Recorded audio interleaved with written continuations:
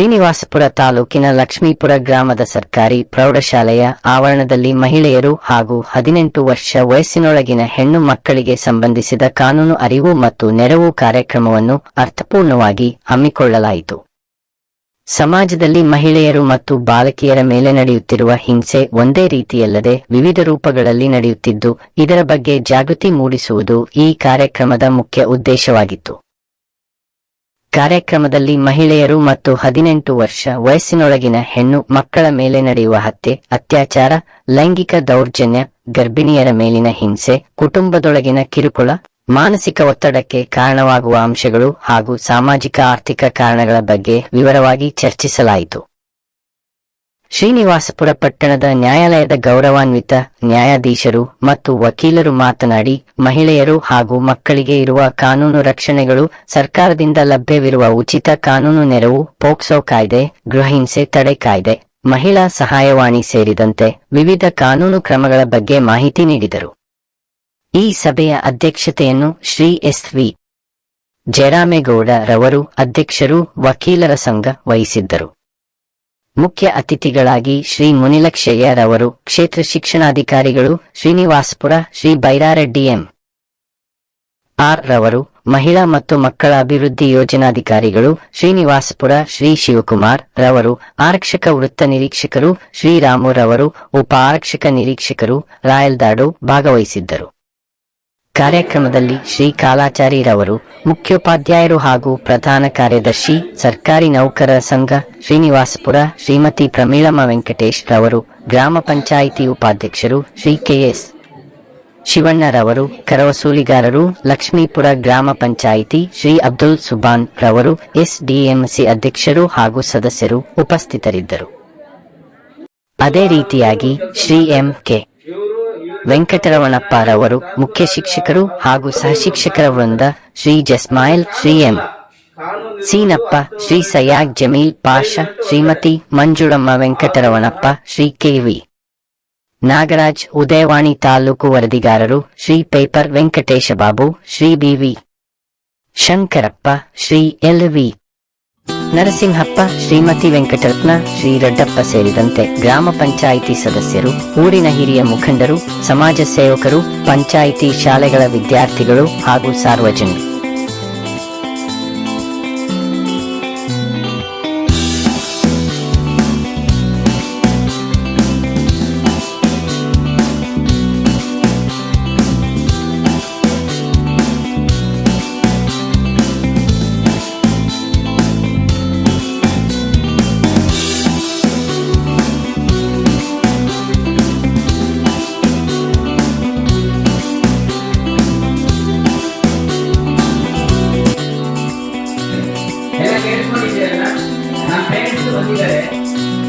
ನಮ್ಮ ಮಕ್ಕಳ ಪೋಷಕರು ಬಂದಿರೋದ್ರಿಂದ ಶರಣಮ್ಮ ಮೇಡಮ್ ಹೇಳಿದ್ದು ಅವ್ರಿಗೆ ಸ್ವಲ್ಪ ಮನಸ್ಸಿಗೆ ಮುಟ್ಟಿದೆ ಅನ್ಕೊಂಡು.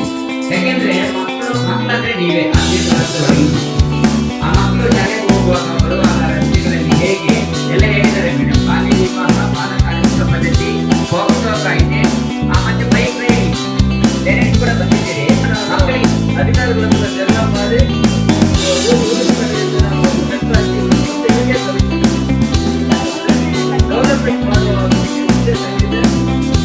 ಬಿಡಬಾರ್ದು. ದಯಮಾಡಿ ಈಗ ಇವರಿಗೆ ಒಂದು ಹಾಲು ಮುಖಾಂತರ ಒಂದು ಕಿರು ಕಾಣಿಕೆ ಅಲ್ಲ ಎಲ್ಲರ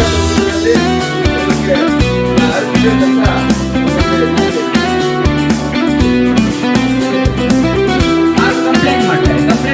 ಬೈಕ್ ರೈಡ್ ಮಾಡ್ತಾ ಇದ್ದಾರೆ ಇಂಥ ಮಗು ಅವನ ಎತ್ಕೊಳ್ಳಕ್ಕೆ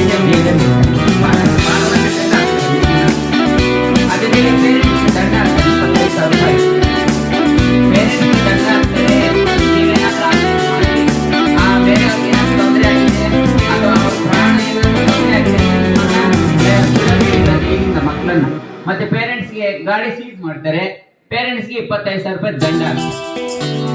ಮಕ್ಕಳಿಗೆ ಗಾಡಿ ಕೊಡಂಗೆ ಎಲ್ಲಿ 7th ಮಕ್ಕಳು ನಿಮ್ಗೆ ನೀವೆಲ್ಲ ಟಿವಿಎಸ್ ತಗೊಂಡು ಓಡಾಡ್ತಾ ಇರೋದು ನಾನು ನೋಡಿದ್ದೀನಿ.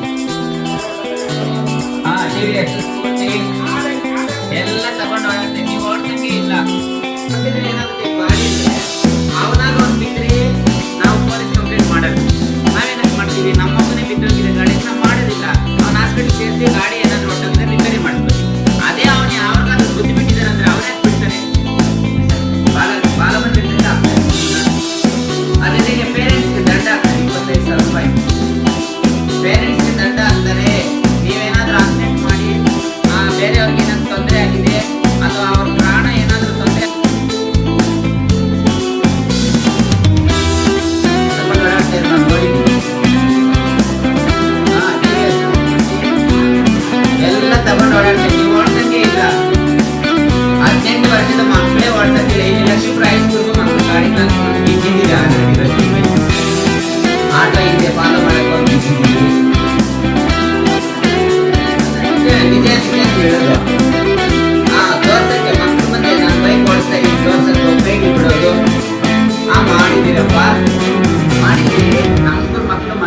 ಹೊರಗಿನವರು ಮಾಡ್ತಾ ಇದ್ದಾರೆ.